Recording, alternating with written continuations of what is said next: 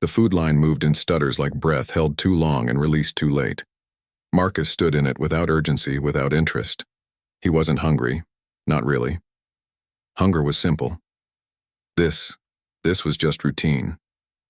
He stared past the figures in front of him, past the flickering overhead lights and the wheezing vents toward nothing. Somewhere above, coolant dripped from a cracked pipe. It hit metal with a soft, wet plunk.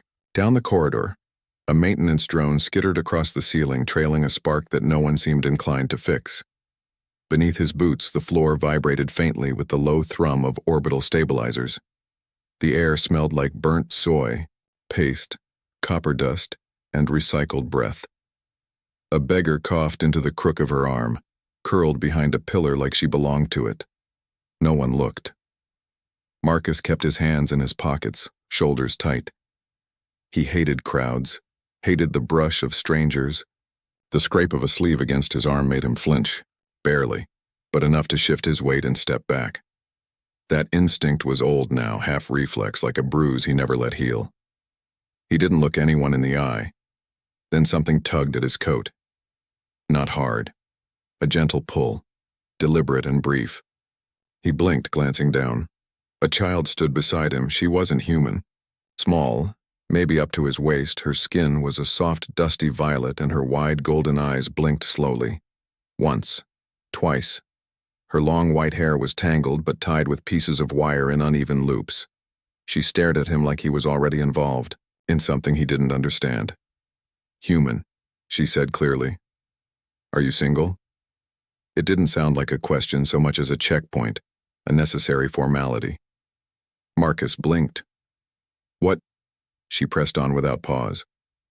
"My mom's really kind. She sings, 'Even when we're hungry.' She hums the old songs when I can't sleep. She doesn't hit. She only cries when I pretend I'm already asleep." Her voice didn't tremble. "You have to marry her." He didn't answer. Couldn't. Somewhere behind his ribs, something like air caught and didn't release. The girl tilted her head. "You didn't say no." He stared at her, mouth slightly open. Around them, the station pulsed with its usual chaos. Gruff bartering, the snap of duct tape, the hiss of frying liquids on reused heat plates. But in this strange, still moment, none of it felt louder than her voice. "She's over there," the girl said, pointing. Marcus followed her gesture. Near the base of the inner support column, tucked behind a stack of empty crates and a half-dead vending unit, sat a woman on a faded cargo blanket. She sat with her legs folded beneath her, shawl draped around her like it held her together. Her posture was drawn in tight, shoulders hunched, hands clasped around a cracked plastic food container that hadn't seen anything inside in days. Her skin was the same soft violet as the girl's, but darker, deeper, like dusk right before nightfall. Her white hair spilled over her shoulders, long and dull and tangled in places. She didn't look up, but he could feel her noticing him in the rigid stillness of her form, like a breath held indefinitely. She sat like a statue who once sang. Marcus swallowed. There was no mistaking it. This wasn't just poverty. This was collapse. The quiet kind. The kind that doesn't beg or scream. The kind that sinks inward and seals off the exits. There was a heaviness to her silence, not just from hunger but shame. Shame like he'd seen before in foster units, in refugee holds, in that one boy who'd stopped speaking after placement. She used to be something, someone. He could feel it. He tore his gaze away. The girl was still watching him. "You didn't say no," she repeated softly. "So that means maybe." He started, but nothing coherent came out. "It's okay," the child said. "You can think about it." Then she turned and walked back toward her mother with light, unhurried steps. Marcus watched her settle beside the woman. She tucked herself into her mother's side and glanced back just once before placing a hand on the older woman's knee. It was a small gesture, but protective. Practiced. Marcus stepped out of the line. He didn't know why. He circled the ring once, then again, not looking for anything in particular. Just walking. Then, when he passed their corner again about an hour later, He slowed. His fingers tightened around the warm takeaway cup in his hand. He hesitated, then bent down and placed a second cup, still hot, still full, on the edge of their cargo blanket. He didn't look at her, didn't wait for thanks. As he walked away, he felt it, her gaze brushing his back like the barest whisper. Not suspicion, not desperation, just awareness. Tired, reluctant awareness. The next morning, the cup was gone, and in its place, folded, with almost painful precision, was a strip of food wrapper creased just so, smooth at the edges. Words had been written in clean, graceful script. You should teach her more words. Her grammar is good. The note was in standard, but running along the side, tapering like wind-carved sand, was Lenari calligraphy. Precise. Ancient. The kind of script you only saw in preserved texts or ceremonial etchings. Lenari letters weren't just written, they were sung onto paper in strokes. Once, he remembered, the Lenari used their script to compose love poems and morning dirges. Now it was almost extinct outside of archives. His fingers tightened slightly around the note. She had written it, not for thanks, not as a plea, just because something inside her hadn't died yet. That night, when he passed her spot again, he brought 2 cups this time. He placed the tea down gently, met the child's eyes, and offered the smallest, almost reflexive smile.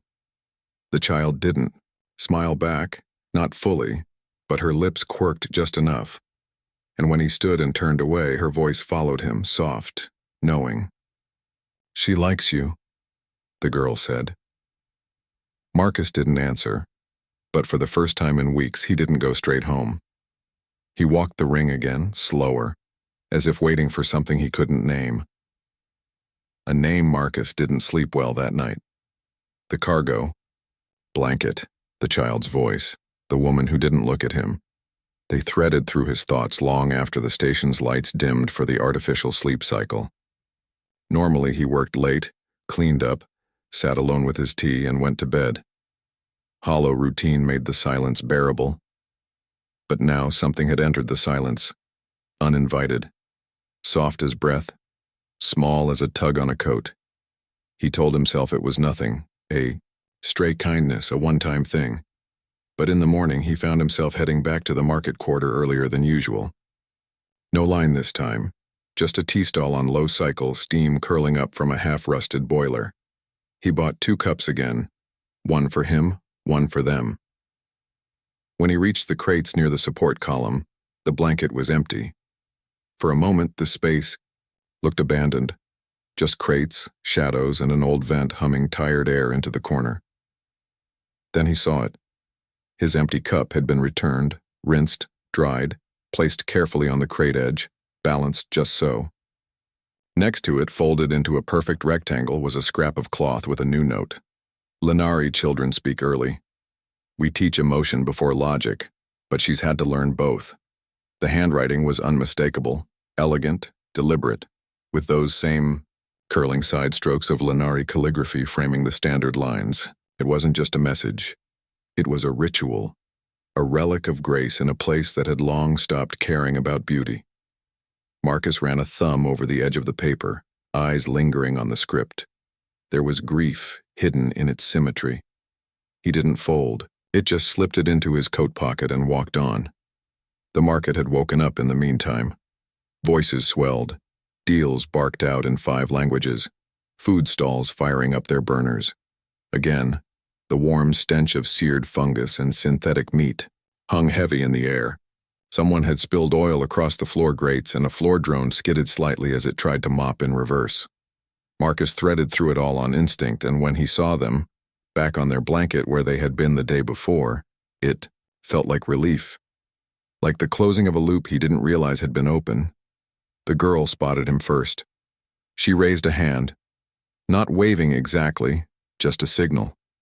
He crouched again, set the tea down. This time he brought food, simple barley stew in a self-heating pouch. Not much, but warm, nourishing, familiar. He stood to leave. She won't eat if you're watching, the girl said, matter of fact. He paused. Why not? She says it's shameful to take things. It's not a gift. It's not a gift, he said. It's food. The girl shrugged. Same thing to her. Marcus hesitated, then sat, not next to them, just against the crate, arms on his knees, facing away, letting the moment settle on its own. Behind him, there was no sound at first. Then plastic peeling open, spoon clicking, soft rustling, a quiet, careful bite. She was eating. He didn't smile, but something loosened in his chest. Not pride, just a shift, the weight of a moment tipping toward trust. She says thank you, the girl said. He looked over. She didn't say anything. She says it with her hands. That made him blink. You read her hands? She nodded. And her breath. And her neck. He stared at her a little longer this time. That's a lot to learn. She used to sing, the girl said. Before we got banned. She told me how to listen without listening.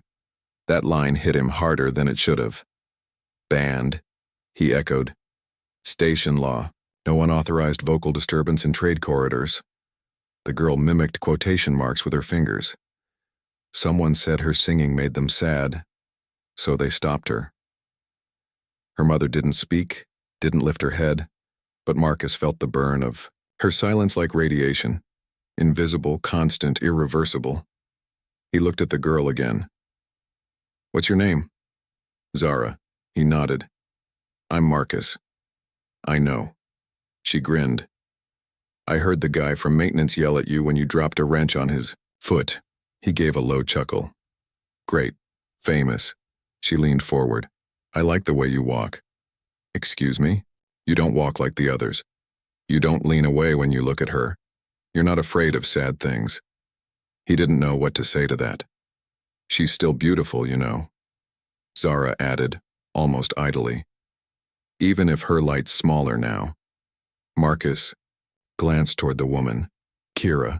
Her hands held the stew container gently, fingers trembling just slightly. Her posture was careful, protective, as if she were afraid of spilling even silence. He turned back. You're very observant. I have to be. No one listens unless I speak first. And even then, they don't always stay. Her voice didn't wobble, but it hit him anyway. He didn't answer right away.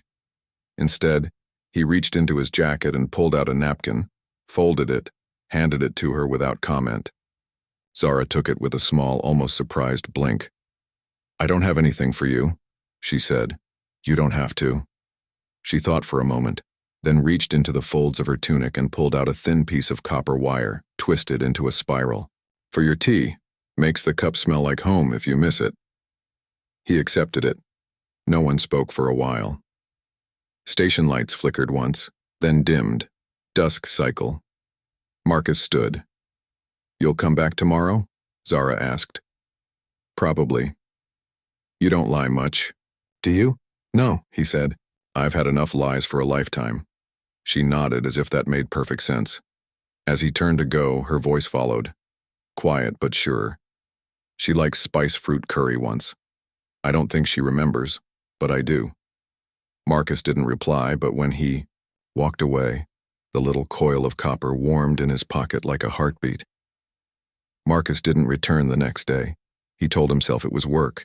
2 back-to-back translator contracts, a calibration fault in his earpiece, a shipping manifest lost in transmission. But the truth scratched louder than excuses. He'd woken with a strange tightness in his chest. Not panic, not sadness. Just something uncertain, like a door had cracked open inside him and he didn't know whether he wanted to walk through or seal it shut again. He avoided the market ring entirely, took the long route to his quarters, slept, with the lights on. On the second day he returned. Quietly, early. The corridor buzzed with morning activity. Migrant workers gathering in small circles, repair crews arguing over worn-out power tools, scavenger kids chasing each other between vendor stalls. It was noisy, alive, but not for them. Kira and Zara were still there. Same blanket, same crate, same tucked posture. But something was different. There were no cups waiting for him this time. No folded notes. Only stillness. He hesitated, then, as before, he placed a cup of tea and a small container. This time, white root curry with actual spice fruit slices. He'd paid extra, had to haggle with a vendor who didn't even bother hiding his amusement. "She's got expensive taste for someone you don't know," the vendor had said, flipping a scoop into the box. Marcus hadn't answered. Now, as he set it down gently beside the crate, Zara looked up. Not smiling, not beaming like before, just watching. Measuring. "You were gone," she said. He nodded. "I was. She didn't eat yesterday. She thought maybe she scared you off." He blinked. "She didn't. People leave when she starts needing things." Marcus sat without a word. Not as far this time, just a meter away. Close enough to hear her breathing, distant enough not to press. "You brought curry," Zara said, eyes flicking to the box. She won't say it, but she missed that. He didn't respond, just unsealed the lid and let the steam drift toward them. Kira didn't reach for it. She thinks if she accepts too much, you'll expect her to talk. "I don't expect anything," he said. Zara's gaze softened. That's what scares her. Silence again, but not empty this time. It was thick with all the things they weren't saying. Grief, caution, the slow stitching of invisible thread between strangers. Marcus leaned back, arms braced behind him. "When I was 12, my foster brother stopped speaking. We were moved. Around too fast, 6 homes in a year. He stopped talking somewhere between the 3rd and the 4th. Zara's brows lifted slightly, but she said nothing. "One night we found a dog in a storm. Just this mangy, half-blind mutt. We kept it in the vents for 3 weeks. My brother started whispering to it. First words I'd heard from him in months." He paused, watching her face. She wasn't smiling, but she was listening. "I didn't report the dog, not even when the unit started smelling. It was the first time I'd seen him smile." Kira shifted, just barely. Her fingers curled tighter around the shawl. Marcus's voice dropped. "Eventually, someone found it. They took it away. My brother didn't speak again for a year." Zara looked at him for a long moment, something unreadable in her expression. "So you don't make people talk?" "No. You just wait." "I try." She nodded slowly, then reached over and gently pushed the curry container closer to her mother. For a moment, Kira didn't move. Then, tentatively, her hand reached forward. Her fingers brushed the edge. She paused, picked it up. She didn't look at him, but she unwrapped the spoon, ate one small bite, then another. Marcus exhaled softly, said nothing. "She used to sing at night," Zara whispered. "Before the ship stopped coming, before we lost our papers, she sang to you. She sang everything, warnings, instructions, love. Lenari's songs aren't just melodies. They tell you who you are. She stopped singing after they told her it was too disruptive." He looked at Kira. Her posture remained guarded, but her hand didn't shake this time. "She sings in her sleep sometimes," Zara added, softer now. "But only when she dreams of before." "Before what?" "Before she stopped being someone."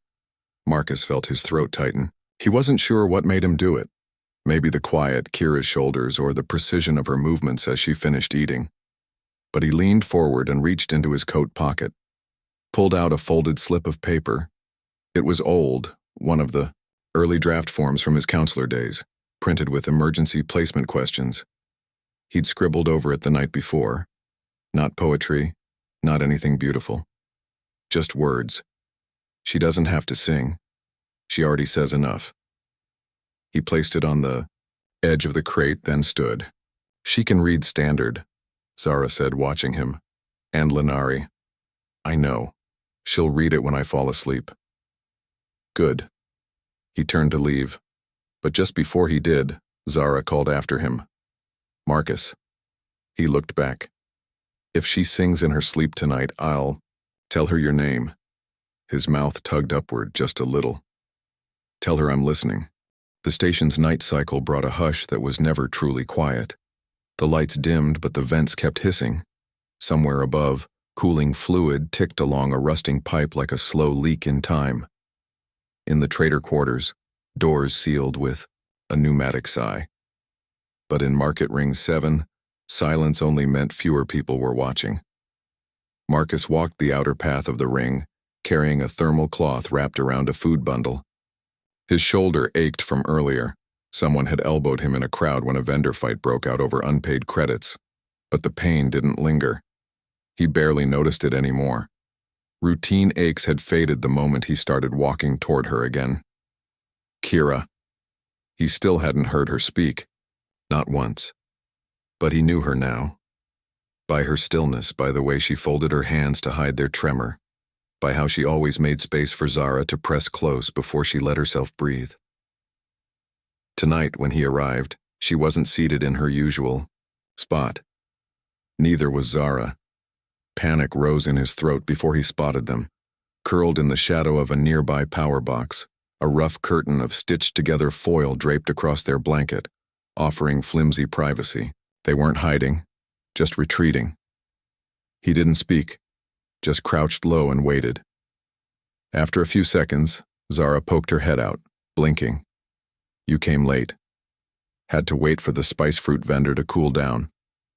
She studied him, then stepped aside and motioned him closer. She's tired today. Is she sick? No, Zara whispered. Just remembering. Marcus set the bundle down beside her. What's the date? 14th. Lenari winter would have started today if we were home. Home. Marcus leaned against the crate beside them. You remember it? Only the songs, the smells. She says winter is supposed to smell like boiled root, bark and orange ash. He smiled faintly. Sounds nicer than engine oil and burnt soy. Zara shrugged. I like this better. At least here, there's you. She meant it. That made it worse. From behind the foil curtain, Kira shifted, a quiet exhale. Marcus looked over, caught a glimpse of her eyes through a gap in the cover, glowing faintly violet in the dark. She didn't flinch this time. He reached into his coat pocket. I brought something. He unfolded a small scarf, cheap fabric but soft, lined with insulating weave, blue with a thin silver border. He held it out, not pushing. Zara reached for it first. She had one like this before. Kira didn't move, but slowly, very slowly, she extended a hand. Her fingers brushed his as she took the scarf. The contact was brief, accidental, but it burned through him like a memory not his own. She held the scarf close to her face, eyes shut. A tremor passed through her shoulders, then a breath, then stillness again. She used to have a mate, Zara said, watching her mother without blinking. Marcus said nothing, just waited. He died during transport when the pod overloaded. They opened the wrong sequence. He was at the outer edge. She was inside with me. That's how we made it. She never told me. Marcus said quietly. She doesn't say it. She keeps it in her jaw. It's why she doesn't sing. That was their language, their way of talking. She says singing now would be like talking to someone who isn't there. Marcus's throat tightened. And you? Do you miss him? I miss who she was when he was alive. That answer was too honest for a child. He reached out without thinking, and gently placed a hand over hers. Zara didn't pull away. She dreams of him some nights. She says his name under her breath. It's soft, like she's afraid he'll answer. They sat in quiet for a long time. Kira didn't speak, but she didn't turn away either. When Zara fell asleep, curled beside her mother under the new scarf, Marcus shifted closer. He didn't touch Kira. He wouldn't dare. But he spoke, voice low and steady. I used to think silence was safety. That if I kept to myself, didn't ask, didn't offer, I couldn't fail anyone again. Her head tilted slightly. Listening. But I don't think that's true anymore. Silence is just another kind of wound. It festers. He pulled something from his pocket, a small device. Activated the holographic slate, fingers gliding across the interface. I downloaded an archive, he murmured. Lenari winter hymns. Just instrumental. He placed the device near her. You don't have to listen, but if you do, maybe it won't hurt as much. He stood to leave, and then, just as he turned, he heard it. Not a word, not a sentence, just a sound. Soft, barely audible. A single syllable exhaled into the dark, drawn not from vocal cords but from memory. Diane. Her husband's name. Marcus froze. He didn't look back, just let the name settle into the air between them. Not heavy, not sharp, just real. And for the first time he walked away knowing she had given him something. Her first word, her first wound, her truth. The station never truly slept, but at this hour it pretended. Marcus made his way through the dim corridors of Market Ring 7 with a slow, deliberate pace. His footsteps echoed softly against the metal floor grates, barely noticeable under the low murmur of the ventilation system. The station's heartbeat, fans, hums, far-off clanks kept its rhythm, familiar, indifferent, ever-present. But something had changed. Kira had spoken. Just one word, whispered into the dark. A name. Dane. It echoed in his mind like a string plucked and left to vibrate. Fragile, honest, and it had come from her lips. Her voice. That night, Marcus didn't sleep. Not out of restlessness or worry, but out of something far more subtle, a quiet awe. He sat in his room with the light dimmed, watching the tiny holographic archive flicker with images of frozen Lenari landscapes and transcribed hymns. The music stayed off. The silence meant more now. By morning, he found himself moving without question. Tea, food, a clean blanket rolled under one arm. He didn't check the time. He didn't rehearse what to say. He just went. They weren't in their usual spot. His breath hitched briefly until he saw a shimmer of silver behind a loose utility panel, a half-hidden alcove.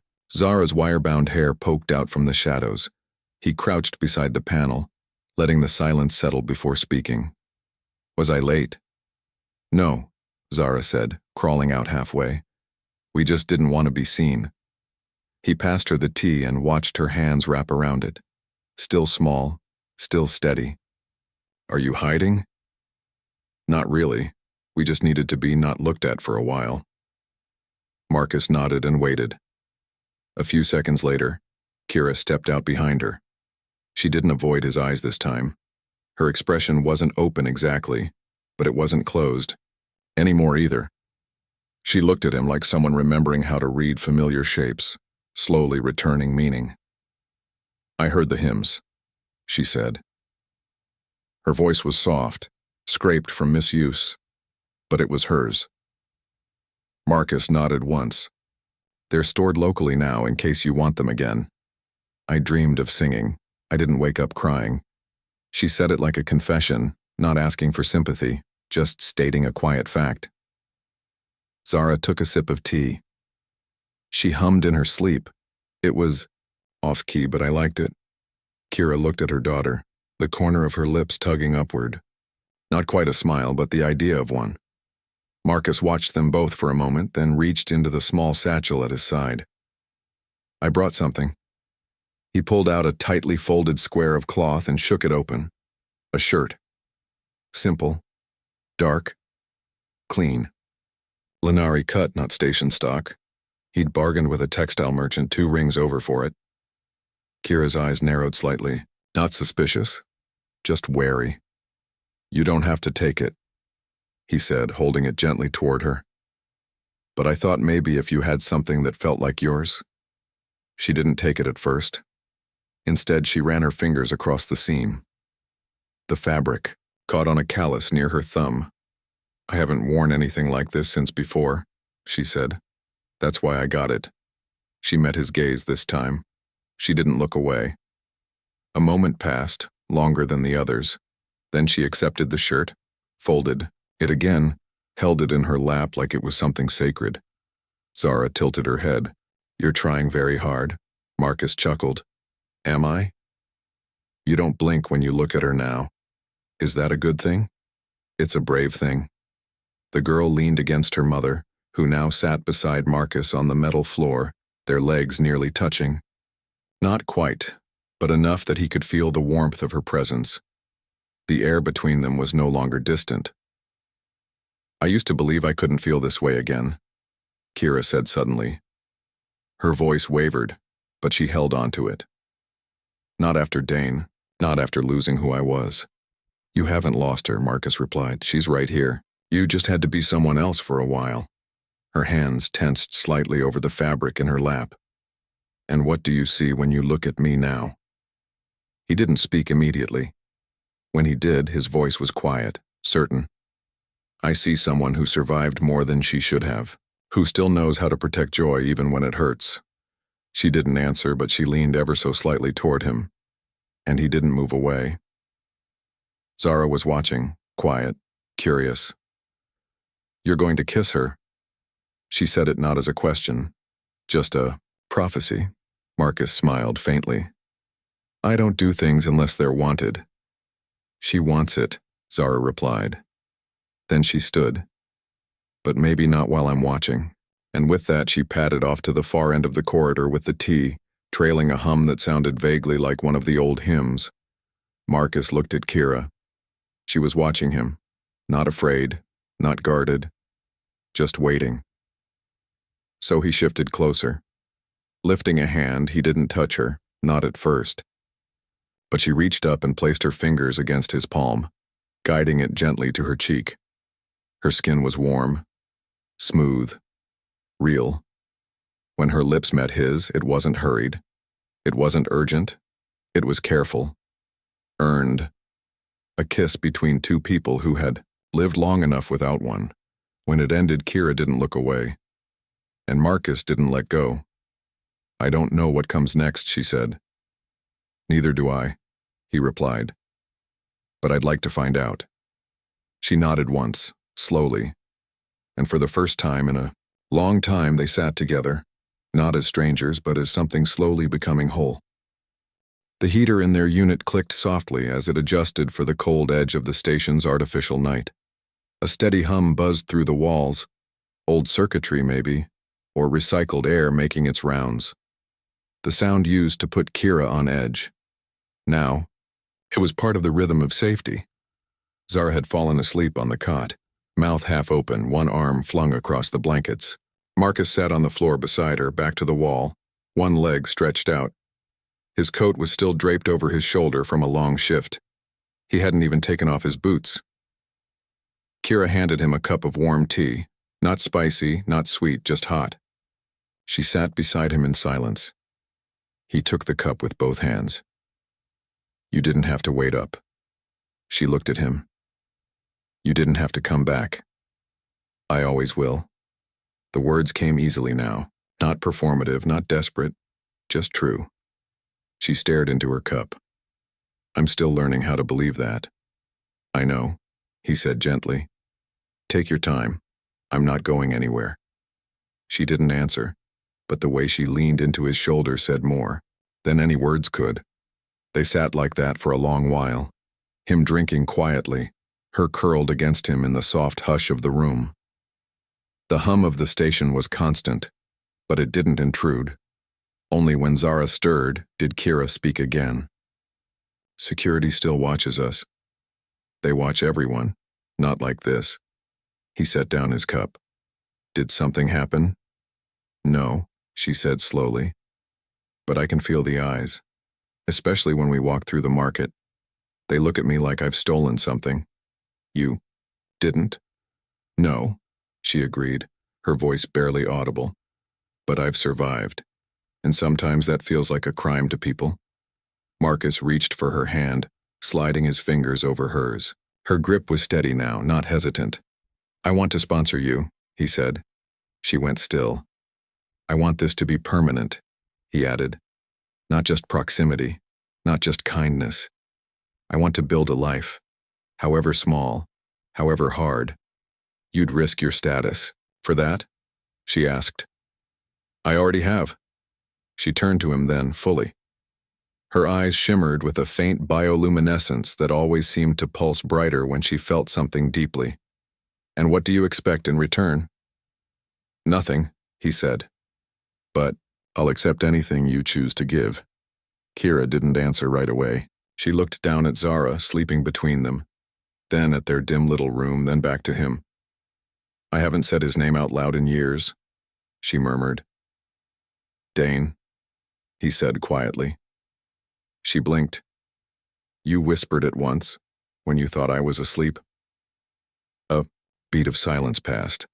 Her mouth opened, then closed, then opened again. "I didn't think I'd ever be allowed to move on." He cupped her cheek. "You don't have to move on. You just have to keep moving." Tears welled, unshed, but visible. She didn't flinch when he leaned in, didn't look away when he kissed her forehead. They filled out the sponsorship application the next morning. The clerk in the registry office was predictably uninterested. "Are you sure?" he asked, not even looking, up from his console. "Mixed households aren't protected under long-term station law." "We'll sign anyway," Marcus said. "We'll make our own protections." Kira signed too. Her hand shook once, but she didn't stop. Zara added her own messy scribble in the bottom corner. No one asked her to. No one stopped her. It was official within the hour. They were moved to a slightly larger unit on a quieter level. Still small, still bare bones, but with a door that locked and a window that faced the station's inner ring gardens. Synthetic,